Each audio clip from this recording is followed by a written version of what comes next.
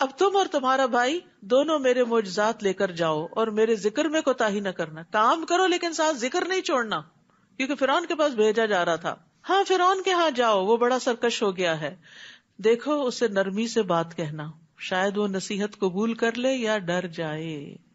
فرعون کے ساتھ بھی نرمی سے بات کرنا, تو پھر عام انسان سے کیسے بات کرنی چاہیے ہم سب کو؟ پولائٹلی, آرام سے. مشکل سے مشکل بات بھی تو آرام سے کریں, کیونکہ نرم گفتگو جو ہے وہ صدقہ ہے.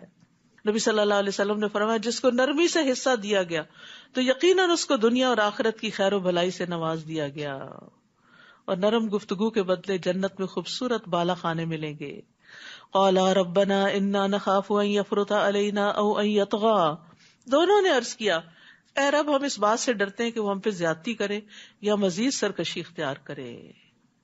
اللہ تعالیٰ نے فرمایا ڈرو مت, میں تمہارے ساتھ ہوں, سب کچھ سن رہا ہوں اور دیکھ رہا ہوں. لہٰذا اس کے پاس جاؤ اور اسے کہنا ہم تیرے رب کے رسول ہیں, لہٰذا بنی اسرائیل کو ہمارے ساتھ جانے کے لیے چھوڑ دو اور انہیں تکلیف نہ دو. ہم تیرے پاس تیرے رب کی نشانی لے کر آئے ہیں.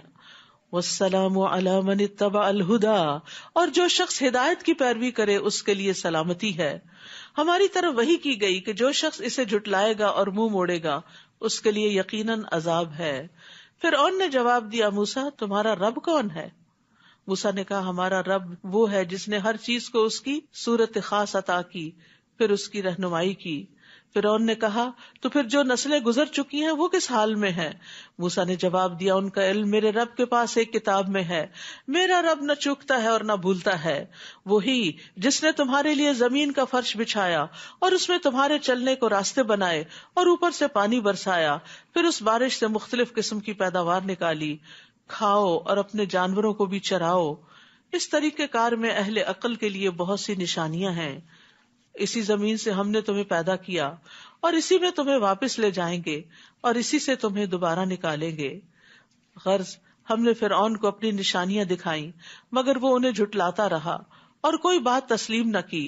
موسیٰ سے کہنے لگا کیا تو ہمارے پاس اس لیے آیا کہ ہمیں اپنے جادو کے زور سے ہمارے ملک سے نکال دیں؟ سو ہم بھی اس قسم کا جادو لاتے ہیں, لہٰذا اپنے اور ہمارے درمیان مقابلے کے لیے ایک وقت مقرر کر لو جس کی خلاف ورزی نہ تم کرو نہ ہم کریں, اور اس جگہ پہنچنا دونوں کے لیے یکساں ہو. موسیٰ علیہ السلام نے جواب دیا اچھا یہ وعدہ جشن کا دن ہے اور لوگ چاشت کے وقت جمع ہوں گے, یعنی ان کا بڑا دن تھا. چنانچہ فرعون لوٹ گیا اور اپنے سارے ہتھ کنڈے جمع کیے اور مقابلے پہ آ گیا. اس وقت موسیٰ نے لوگوں سے کہا افسوس تم پر, اللہ کے ذمے جھوٹی باتیں نہ لگاؤ ورنہ عذاب سے وہ تمہیں غارت کر دے گا, کیونکہ جس نے بھی جھوٹ گھڑا ناکام ہی رہا. پھر اس معاملے میں وہ آل فرعون آپس میں جھگڑنے لگے اور خفیہ مشورہ کرنے لگے. آخر کچھ لوگوں نے کہا یہ دونوں جادوگر ہیں اور چاہتے یہ ہے کہ جادو کے زور سے تمہیں تمہارے ملک سے نکال دیں اور تمہارا مثالی طریقے زندگی ختم کر دیں. لہٰذا اپنی سب تدبیریں اکٹھی کرو اور متحد ہو کر مقابلے میں آؤ اور سمجھ لو کہ جو آج غالب رہا وہ جیت گیا. پھر موسیٰ سے کہنے لگے موسیٰ تم ڈالتے ہو یا پہلے ہم ڈالیں؟ موسیٰ نے کہا تم ہی ڈالو. پھر ان کے جادو کے اثر سے ایسا معلوم ہوتا تھا کہ ان کی رسیاں اور لاٹیاں یکدم دوڑنے لگی ہیں. یہ دیکھ کر موسیٰ اپنے دل میں ڈر گئے. ہم نے وحی کی اسے کہا مت ڈرو, غالب تم ہی رہو گے, اور جو کچھ تمہارے دائیں ہاتھ میں ہے اسے پھینک دو. جو کچھ ان جادوگروں نے بنا رکھا ہے وہ سب کچھ ہڑپ کر جائے گا, یعنی عصا پھینک دو. انہوں نے تو صرف جادو کی فریب کاری ہی بنائی ہے, اور جادوگر جہاں سے بھی آئے کامیاب نہیں ہو سکتے. وَلَا يُفْلِحُ السَّاحِرُ حَيْثُ أَتَى, یہ بھی جادو کے توڑ کے لیے بہترین آیت ہے. اور جادوگر جہاں سے بھی آئے مقابلے میں کامیاب نہیں ہو سکتا. تو اگر انسان کو کوئی ایسی تکلیف ہو تو انسان اللہ کی طرف رجوع کرے, اپنا معاملہ اللہ کے سپرد کر دے, اللہ پر توکل کرے, شرعی وظائف اور اوراد اذکار پڑھے, اور جادوگروں کے شر سے اللہ کی پناہ ہمیں اپنے آپ کو دے. فَأُلْقِيَ السَّحَرَةُ سُجَّدًا, چنانچہ یہ منظر دیکھ کر جادوگر بے ساختہ سجدے میں گر پڑے, کہنے لگے ہم ہارون اور موسیٰ کے رب پر ایمان لے آئے. فرعون بول اٹھا تم میری اجازت کے بغیر ہی اس پر ایمان لے آئے؟ یقیناً موسیٰ تمہارا بڑا ہے جس نے تمہیں جادو سکھایا ہے. اب میں تمہارے ہاتھ اور پاؤں مخالف سمتوں سے کٹواؤں گا اور کھجور کے تنوں میں تمہیں سولی چڑھاؤں گا، اور تمہیں خوب معلوم ہو جائے گا کہ ہم دونوں میں سے کس کی سزا شدید تر اور دیر پا ہے، یعنی موسیٰ کی یا فرعون کی۔ جادوگر کہنے لگے جس ذات نے ہمیں پیدا کیا ہے اور جو کچھ ہمارے پاس واضح دلائل آ چکے ہیں، ان پر ہم تجھے کبھی ترجیح نہیں دے سکتے، لہٰذا جو کچھ تو کرنا چاہتا ہے کر لے، تو بس اس دنیا کی زندگی کا ہی خاتمہ کر سکتا ہے۔ تو اہل ایمان جو ہیں وہ دوسروں کی دھمکیوں کی پرواہ نہیں کیا کرتے۔ ایمان والے اپنے رب پر بھروسہ کرتے ہیں جب وہ کوئی نیک کام کرنے کو نکلیں، اور نفع نقصان کا مالک اللہ کو سمجھتے ہیں، کیونکہ بعض اوقات لوگ آپ کو ڈرانے لگتے ہیں کہ اگر یہ کام کیا تو تمہارا نقصان ہو جائے گا۔ یعنی مثلاً اگر آپ نے کسی قبر والے کی منت مانی ہوئی ہے کہ اس کی قبر پہ چڑھاوا چڑھائیں گے اور پھر نہیں چڑھایا تو لوگ کہتے دیکھنا تمہارے ساتھ کیا ہوتا ہے۔ ایسی دھمکیوں سے کبھی ڈرنا نہیں چاہیے اور نہ ایسی باتوں سے کبھی خوف کھانا چاہیے۔ انا آمنا بربنا لیغفر لنا خطایانا وما اکرہتنا علیہ من السحر واللہ خیر وابقی۔ بلا شبہ ہم اپنے رب پر ایمان لا چکے ہیں تاکہ وہ ہماری خطائیں معاف کر دے، اور وہ جادو بھی جس پر تو نے ہمیں مجبور کر دیا تھا، اور اللہ ہی بہتر اور سدا باقی رہنے والا ہے۔ یعنی اب ان کو فوراً احساس ہو جاتا ہے کہ جادو کرنا ایک گناہ کا کام تھا، تو اس پر بھی توبہ کرنے لگتے ہیں۔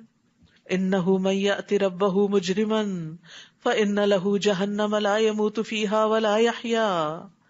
بات یہ ہے کہ جو شخص مجرم بن کر اپنے رب کے پاس آئے گا اس کے لیے جہنم ہے، یعنی توبہ نہیں کی، کفر پہ رہا یا گناہوں کے اندر لت پت رہا اور ایسے ہی دنیا سے چلا گیا تو اس کا ٹھکانہ جہنم ہے۔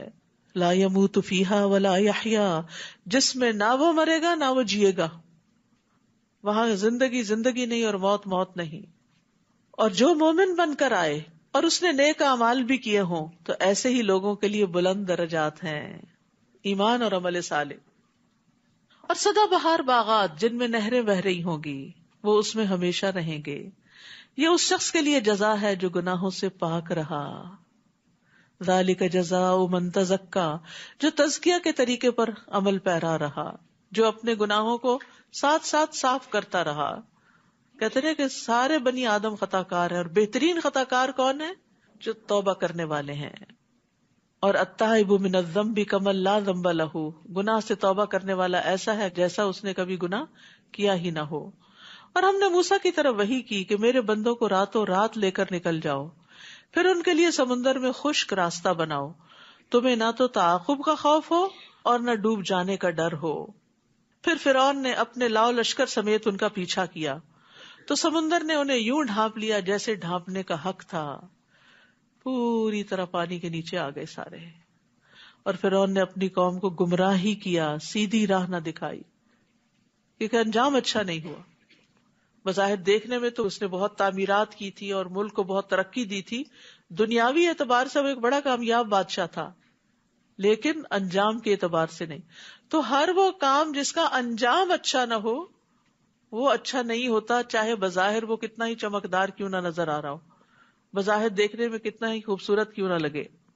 اے بنی اسرائیل، ہم نے تمہیں تمہارے دشمن سے نجات دی اور طور کی دائیں جانب تمہیں کتاب دینے کا وعدہ دیا، اور تم پر من اور سلوہ اتارا، اور کہا کہ ہم نے جو پاکیزہ چیزوں کا تمہیں رزق دیا ہے اسے کھاؤ اور کھا کر سرکشی نہ کرو، ورنہ تم پر میرا غضب نازل ہوگا، اور جس پر میرا غضب اترا وہ گر کر ہی رہا۔ وَإِنِّي لَغَفَّارٌ لِمَن تَابَ وَآمَنَ وَعَمِلَ صَالِحًا ثُمَّ اهْتَدَىٰ، اور جو شخص توبہ کرے، ایمان لائے، اچھے عمل کرے اور سیدھے رستے پر گامزن رہے تو اس سے یقیناً میں بہت درگزر کرنے والا ہوں۔ اور اے موسیٰ، کون سی چیز تمہیں اپنی قوم سے پہلے یہاں لے آئی؟ یعنی تم نے عجلت کیوں کی؟ موسیٰ نے عرض کیا وہ لوگ بھی میرے پیچھے آ رہے ہیں، اور میں نے تیرے حضور آنے میں اس لیے جلدی کی تاکہ تو مجھ سے خوش ہو جائے۔ تو تاجیل جو ہوتی ہے، عجلت جو ہوتی ہے، ویسے پسندیدہ نہیں، لیکن نیک کاموں کی طرف جلدی کرنا، اللہ کی رضامندی کی طرف آگے بڑھ جانا دوسروں سے، یہ قابل تعریف چیز ہے۔ اللہ تعالیٰ نے فرمایا ہم نے تیرے بعد تیری قوم کو آزمائش میں ڈال دیا اور انہیں سامری نے گمراہ کر دیا۔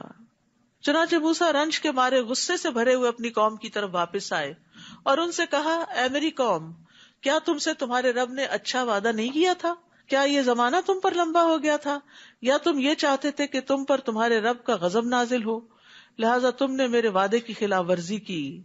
وہ کہنے لگے ہم نے کچھ اپنے اختیار سے آپ کے وعدے کی خلاف ورزی نہیں کی، بلکہ قبطی قوم کے زیورات ہم پر لاد دیے گئے تھے جنہیں ہم نے آگ میں ڈال دیا تھا۔ پھر اس طرح سامری نے بھی زیور آگ میں ڈال دیا۔ پھر وہ اس ڈھلے ہوئے سونے سے ایک بچڑے کا جسم بنا لایا جس سے بیل کی آواز نکلتی تھی۔ وہ لوگ کہنے لگے تمہارا اور موسیٰ کا الہ تو یہی ہے۔ موسیٰ تو بھول گئے، یعنی جو طور پہ چلے گئے۔ کیا وہ یہ نہیں دیکھتے کہ نہ تو وہ ان کی بات کا جواب دیتا ہے اور نہ ہی ان کے نفع نقصان کا کچھ اختیار رکھتا ہے؟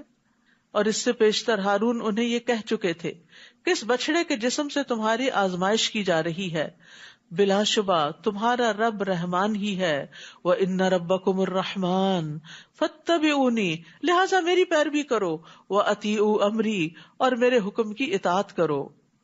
وہ کہنے لگے جب تک موسیٰ ہمارے پاس واپس نہیں آ جاتا ہم تو اسی کی پرورش کرتے رہیں گے، یعنی اسی بچڑے کی۔ جب موسیٰ علیہ السلام واپس آئے تو ہارون سے کہا، ہارون جب تم انہیں گمراہ ہوتے دیکھ رہے تھے تو انہیں منع کرنے سے کس بات نے تمہیں روکے رکھا کہ تم لوگ میری پیروی نہ کرو؟ کیا تم نے میرے حکم کی خلاف ورزی کی؟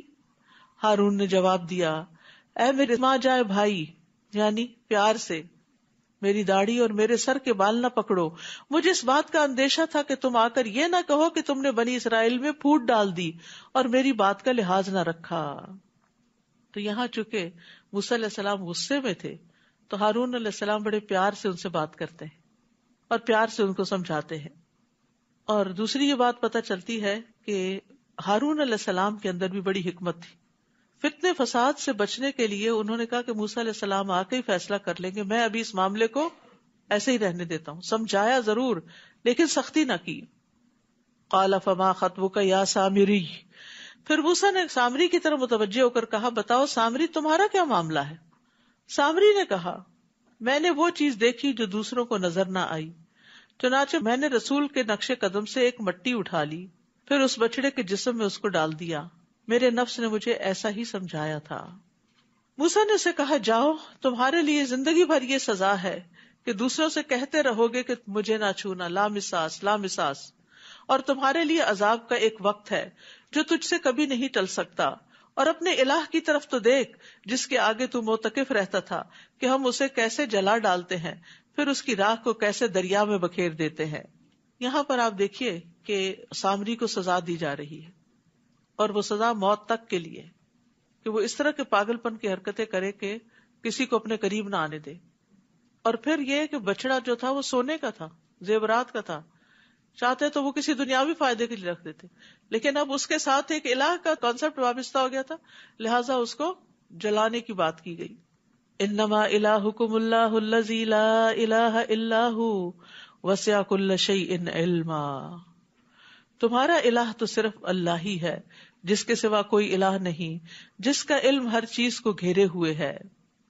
یاد رکھیے، ان اللہ لا یخفی علیہ شیء فی الارض ولا فی السماء، اللہ تعالیٰ سے زمین اور آسمان کی کوئی بھی چیز چھپی ہوئی نہیں ہے۔ اللہ تعالیٰ ہر چیز کو اپنے علم سے گھیرے ہوئے ہے۔ وسع کرسیہ السماوات والارض، اے نبی اسی طرح ہم گزرے ہوئے لوگوں کی خبریں آپ سے بیان کرتے ہیں، نیز ہم نے اپنے ہاں سے آپ کو ذکر یعنی قرآن عطا کیا ہے۔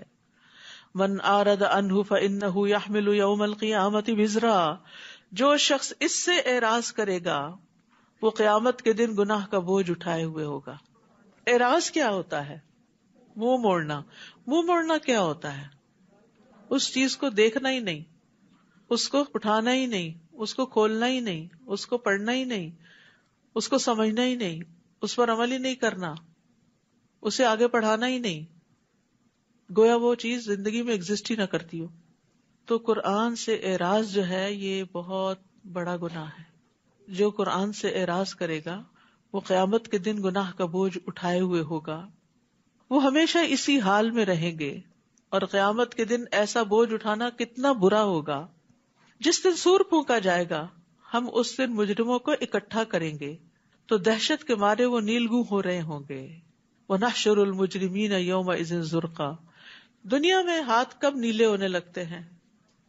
بعض اوقات آپ دیکھیں نا بچوں کے چہرے بالکل نیلے ہو جاتے رو کے، غم اور تکلیف کی شدت سے.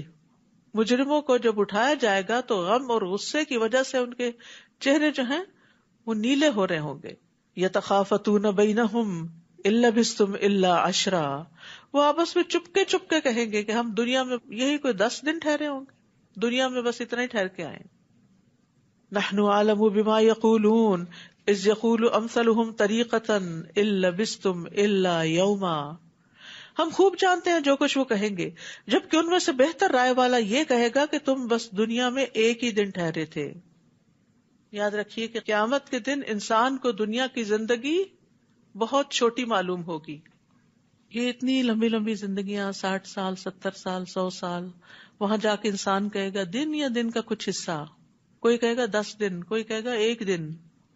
ایک ہی دن، اللہ اکبر، ایک دن کے لیے کتنی محنت کر رہے ہیں ہم، اور آخرت جو ہمیشہ کے لیے ہے اس کے لیے کیا بھیج رہے ہیں آگے.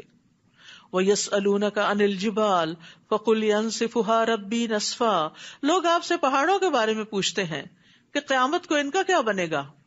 آپ ان سے کہیے میرا رب انہیں دھول بنا کے اڑا دے گا. کوہ ہمالیہ اور ماؤنٹ ایوریسٹ اور یہ سارے غبار بن کے اڑ جائیں گے، اور زمین کو ایسا صاف میدان بنا دے گا کہ آپ اس میں کوئی نشیب و فراز نہ دیکھیں گے، بالکل پلین میدان.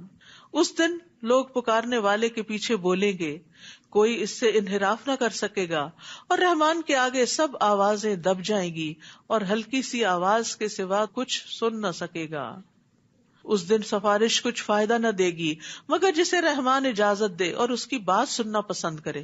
ہر کوئی اٹھ کے سفارش نہیں کرنے لگے گا، اور اگر کوئی دنیا میں کہے کر لو جو کرنا ہے، قیامت کے دن میں تمہاری سفارش کر دوں گا، تو اس بات کو سراسر جھوٹ سمجھیے. کوئی کسی کی سفارش نہیں کر سکتا اللہ کے اذن کے بغیر، اور وہ مخصوص لوگوں کو دیا جائے گا اذن. وہ لوگوں کا اگلا پچھلا حال سب کچھ جانتا ہے، لیکن دوسرے لوگ اسے نہیں جان سکتے. یعنی اللہ جانتا ہے جو ہمارے آگے ہے جو پیچھے ہے، لیکن ہمیں نہیں پتا اس کے بارے میں. وَأَنَتِ الْوُجُوهُ لِلْحَيِّ الْقَيُّومِ وَقَدْ خَابَ مَنْ حَمَلَ ظُلْمًا، سب چہرے اس دن زندہ پائندہ ہستی کے سامنے جھک جائیں گے، اور جس نے ظلم کا بوجھ اٹھایا وہ نامراد ہوا. اور جو شخص نیک اعمال کرے اور وہ مومن ہو تو اسے بے انصافی یا حق تلفی کا ڈر نہ ہوگا، اس میں ظلم نہیں کیا جائے گا. اسی طرح ہم نے قرآن کو عربی زبان میں نازل کیا اور طرح طرح سے وعید بیان کیے تاکہ لوگ پرہیزگاری اختیار کریں یا ان میں غور و فکر کی عادت پیدا ہو. تو قرآن کے عربی میں آنے کا مقصد کیا ہے؟ اس لیے کہ لوگ غور و فکر کر سکیں اور ان کے اندر پرہیزگاری پیدا ہو، کیونکہ عربی کے الفاظ دل پہ عجب طرح اثر کرتے ہیں. فتعال اللہ الملک الحق، بس اللہ ہی بادشاہ حقیقی بلند شان والا ہے، اور قرآن کی وحی پوری ہونے سے پہلے اسے پڑھنے میں جلدی نہ کیجیے اور دعا کیجیے وقل رب زدنی علما، کہ اے میرے رب مجھے مزید علم عطا کر. ابن مسعود جب بھی یہ دعا پڑھتے تو دعا کرتے اللہم زدنی علما و ایمانا و یقینا، اے اللہ میرے علم، ایمان اور یقین میں اضافہ فرما. علم میں بھی اضافہ مانگنا چاہیے، ایمان میں بھی، یقین میں بھی، اور فہم میں بھی. امام ابن تیمیہ کہتے ہیں کہ بعض اوقات میں نے ایک ایک آیت پر 100 تفاسیر کا مطالعہ کیا، پھر میں اللہ سے فہم کی دعا کرتا اور کہتا یا معلم آدم و ابراہیم علمنی، اے آدم اور ابراہیم کو تعلیم دینے والے مجھے بھی تعلیم دے. انہوں نے کبھی بھی اپنے علم پر غرور نہیں کیا تھا. نبی صلی اللہ علیہ وسلم یہ دعا مانگا کرتے تھے اللہم انفعنی بما علمتنی وعلمنی ما ینفعنی وارزقنی علما تنفعنی بہ، اے اللہ تو مجھے جو علم نصیب فرمائے اس سے مجھے فائدہ پہنچا، اور مجھے وہ علم دے جو مجھے فائدہ دے، اور مجھے ایسا علم دے جس کے ذریعے میں فائدہ اٹھا سکوں. کتنی خوبصورت دعا ہے. اور اس سے پہلے ہم نے آدم سے ایک عہد لیا تھا مگر وہ بھول گیا اور ہم نے اس کا ایسا عزم نہ پایا. اور جب ہم نے فرشتوں سے کہا تھا کہ آدم کو سجدہ کرو تو ابلیس کے سوا سب نے اسے سجدہ کیا مگر اس نے حکم نہ مانا. لہٰذا ہم نے آدم سے کہا کہ یہ تمہارا اور تمہاری بیوی کا دشمن ہے، یہ خیال رکھنا کہ وہ کہیں تمہیں جنت سے نہ نکلوا دے پھر تم مصیبت میں نہ پڑ جاؤ. یہاں تو نہ تمہیں بھوک ستاتی ہے نہ ننگے رہتے ہو، نہ پیاس لگتی ہے اور نہ دھوپ ہوتی ہے. پس شیطان نے آدم کے دل میں وسوسہ ڈالا اور کہا آدم میں تمہیں وہ درخت نہ بتاؤں جس سے ابدی زندگی اور لا زوال سلطنت حاصل ہوتی ہے. اصل میں انسان کی بہت بڑی ویکنس ہے کہ زندگی زیادہ مل جائے اور اس کے لیے کچھ بھی اسے کرنا پڑے تو کر گزرے. تو وہ اس لالچ میں آ گئے کہ اچھا زیادہ دیر جیئیں گے، چلو کوئی نہیں پھل ہی کھانا کھا لیں گے. تو اس لیے کبھی بھی انسان لوگوں کی باتوں میں آ کے اپنا طرز زندگی نہ بدلے، اور خاص طور پر جس بات کی کوئی دلیل ہی نہ ہو. فَأَكَلَا مِنْهَا فَبَدَتْ لَهُمَا سَوْآتُهُمَا، آخر کار ان دونوں نے اس درخت کا پھل کھا لیا جس سے ان کے سطر کے مقامات ایک دوسرے کے آگے کھل گئے. وہ جنت کے پتوں سے انہیں ڈھانکنے لگے. اللہ نے ان کو اتنی سمجھ دی تھی کہ ننگے نہیں رہنا، اور آدم نے اپنے رب کی نافرمانی کی تو وہ بھٹک گئے. پھر ان کے رب نے انہیں برگزیدہ کیا تو ان کی توبہ قبول کی اور ہدایت بخشی.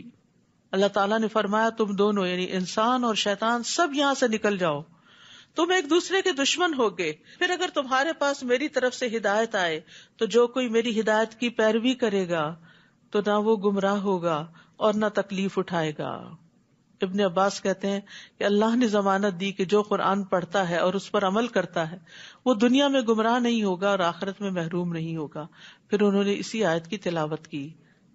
وَمَنْ أَعْرَضَ عَنْ ذِكْرِي فَإِنَّ لَهُ مَعِيشَةً ضَنْكًا وَنَحْشُرُهُ يَوْمَ الْقِيَامَةِ أَعْمَى قَالَ رَبِّ لِمَ حَشَرْتَنِي أَعْمَى وَقَدْ كُنْتُ بَصِيرًا قال كذلك أتتك آياتنا فنسيتها وكذلك اليوم تنسى.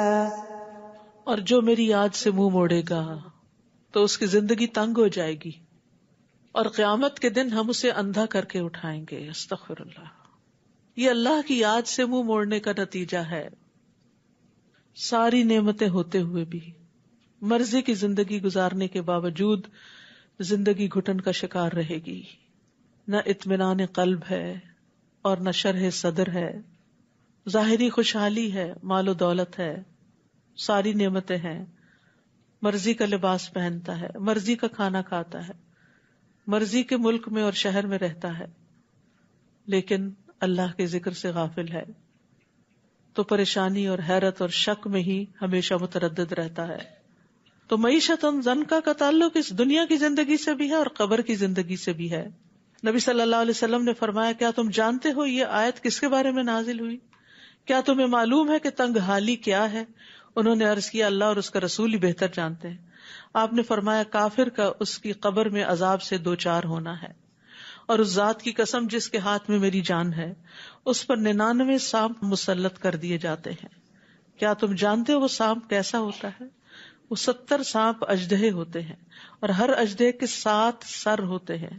اسے قیامت تک ڈستے اور نوچتے رہیں گے. وہ کہے گا اے میرے رب تو نے مجھے اندھا کر کے کیوں اٹھایا حالانکہ میں دنیا میں آنکھوں والا تھا.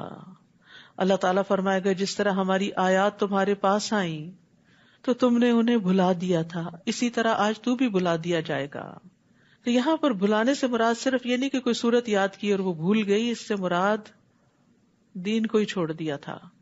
یعنی قرآن پڑھ کے سمجھ کے اللہ کی آیات کو جان کے، اور نبی صلی اللہ علیہ وسلم تشریف لائے، آپ نے لوگوں کو پڑھ کے سنایا، لوگوں کے سامنے ایمان کی راہیں روشن ہوئی اور پھر اس کے بعد بجھ گئی وہ روشنی. انہوں نے اس سے اعراض برتا.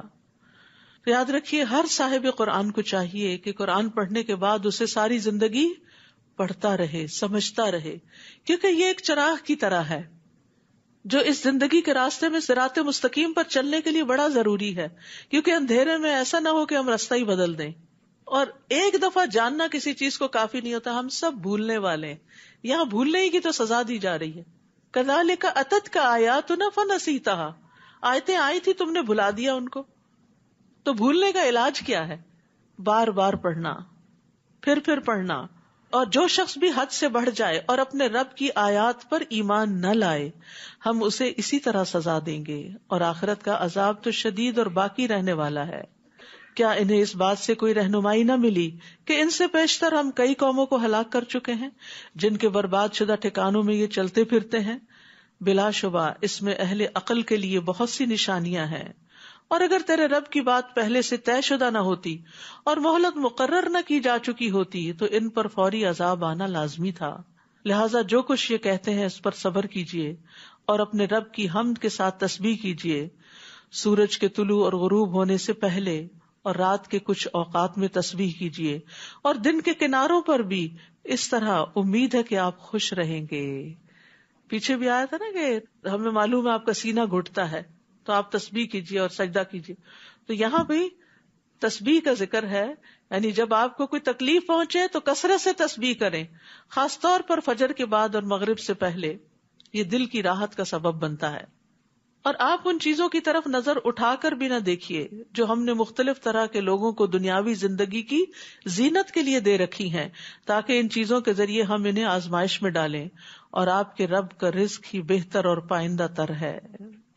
یعنی دنیا کی نعمتیں جو ہیں ان پہ نہ ریجھیں، اور اپنے گھر والوں کو نماز کا حکم دیجیے اور خود بھی اس پہ ڈٹ جائیے۔ ہم آپ سے رزق نہیں مانگتے، وہ تو ہم خود تمہیں دیتے ہیں، اور انجام پرہیزگاری کا ہی بہتر ہوتا ہے۔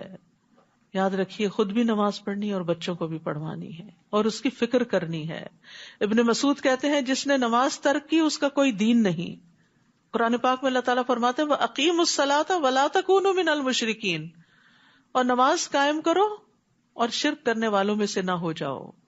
رسول اللہ صلی اللہ علیہ وسلم نے فرمایا بے شک انسان اور اس کے کفر اور شرک کے درمیان فرق نماز چھوڑنا ہے۔ قیامت کے دن سب سے پہلا سوال نماز کا ہوگا۔ نماز کی حفاظت کرنے والے اللہ کے فضل میں ہوں گے۔ کسی بھی طرح کی پریشانی میں نماز ہی کی طرف لوٹنا چاہیے۔ وقالو، اور وہ کہتے ہیں کہ ہمارے پاس اس کے رب کی طرف سے کوئی نشانی کیوں نہیں آتی؟ کیا ان کے پاس پہلے صحیفوں میں واضح دلیل نہیں آ چکی؟ اور اگر ہم انہیں اس سے پیشتر عذاب سے ہلاک کر دیتے تو وہ یہ کہتے کہ ہمارے رب تو نے ہمارے پاس رسول کیوں نہ بھیجا کہ ہم ذلیل و رسوا ہونے سے پہلے تیری آیات کی پیروی کر لیتے۔ قل کل متربص فتربصوا فستعلمون من اصحاب الصراط السوی ومن اهتدى۔ آپ ان سے کہیے ہر ایک انجام کار کا منتظر ہے، لہٰذا تم بھی انتظار کرو، جلد ہی تمہیں معلوم ہو جائے گا کہ ہم میں سے کون راہ راست پر ہے اور کون ہدایت یافتہ ہے۔ وآخر دعوانا ان الحمد للہ رب العالمین۔ سبحانک اللہم وبحمدک، اشہد ان لا الہ الا انت، استغفرک واتوب الیک۔ السلام علیکم ورحمۃ اللہ وبرکاتہ۔